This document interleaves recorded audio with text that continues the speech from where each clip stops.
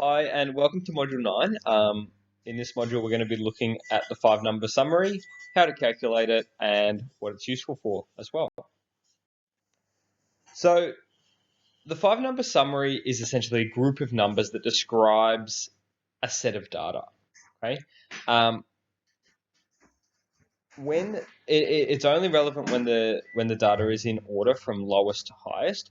So that's always your first step when dealing with the five-number summary. When you want to do the five-number summary, data needs to be in order from lowest to highest. Okay, so the summary of five numbers is the minimum number, which is very easy to find, the maximum number, which is just as easy to find, and then the third one is the median number, which you have hopefully already looked at in a previous module. So you should be pretty familiar with how to calculate the median. Then what we're going to look at in this module is introducing ourselves to two new numbers which we need to find, which is quartile 1 or Q1 and quartile 3 or Q3. And these are kind of like the median numbers of each half of the data. So Q1 is the median of the lower half and Q3 is the median of the high half, but we'll explain this in a bit more detail as we go through. Okay, so these are the five numbers that make up this summary. So what we're going to do now is we're going to look at the steps to finding the five-number summary, the steps that you need to go through with any set of data so that you can get the five-number summary. Step one is you need to order your data. You need to collect your data and then you need to put it in order from lowest to highest. So, for example, we're looking today at 9M's number of pets. So the number of pets that students in 9M have. And 12 students were surveyed and these were their responses. 2, another student said 3, another student had 1 pet, 2 more students had 2 pets, and then we had some students who lived on farms. So they had 45 pets, 56 pets, another student had 10 pets, and then 1 pet, no pets, 3 pets, and 4 pets. So that's my data. The first step to finding the five-number summary is to order my data. So here it is, from 0 all the way up to 56, okay, with every number in order in between. Step 2 is to identify what numbers you need to know. So I always write these down. I write down 5 dot points and then I figure out, okay, what were the 5 numbers again? Minimum, Q1, median, Q3, and maximum. And you can see there that in brackets, sometimes the median is also called Q2. So then you can just say min, Q1, Q2, Q3, and maximum. Okay?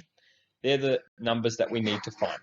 So once we've ordered our data, we know what we need to find, then we can start. The first thing we're going to do is find the minimum and maximum. So that's pretty simple. The minimum is the lowest number in your ordered data, 0 in this case, and your maximum is the highest data point, and that's 56 in this case. So that's pretty easy to figure out. Minimum, maximum. Let's move on. So the next one is we're going to find the median. The median is the middle number. Middle number. So sometimes finding the middle number is easy. Sometimes it's a bit harder. Let's look at it in this case. In this case, we know we have 12 data points. That's an even number. So the middle, there's not actually going to be a middle value. The middle is going to fall between two numbers. So to find the median, then what we use is the formula n plus 1 divided by 2. So the number of data points that you have plus 1 and then divide that by 2. So let's use our example. N is 12. So 12 plus 1 is 13 divided by 2. 13 divided by 2, that gives us 6.5. 13 divided by 2, 6.5. Okay, so we know the median is the 6.5 number. The 6.5 number. It's hard to say. So here's the span. 6.5, that's there. So it falls, if we count 0, 1, 1, 2, 2, 2, that's 6 numbers. 6.5 is between the 2 and the 3. So we take the exact middle point between 2 and 3, and we get 2.5. That's our median for this data set. So we can put that in to our five-number summary. So we've now found we found 3 out of the 5 numbers. So let's move to the next step. The next step is finding quartile 1, okay, Q1. Q1 is the median of the lower half of numbers, excluding the median value. Now, we don't need to worry about the median value because it wasn't actually a value. So what we're going to do now is take the median of the lower half of numbers. So simply, we look at the bottom 6 numbers as their own data set and we try to find the median, just like we did before. So we can use the same formula if we want, which is down the bottom here. N plus 1 divided by 2, we've got 6 numbers in here. So 6 plus 1 is 7, divided by 2, 7 halved is the 3.5th number, okay, or the number between 3 and 4, okay. So what that is that's here. So we count 1, 2, 3. It's in that between the 1 and the 2, and between 1 and 2 is 1.5. So that's our quartile 1 value. The final step to finding the 5-number summary is calculating quartile 3, and as you've probably guessed, that is exactly the same as finding quartile 1, except you take the top half of numbers. So quartile 3 is the median of the upper half of numbers.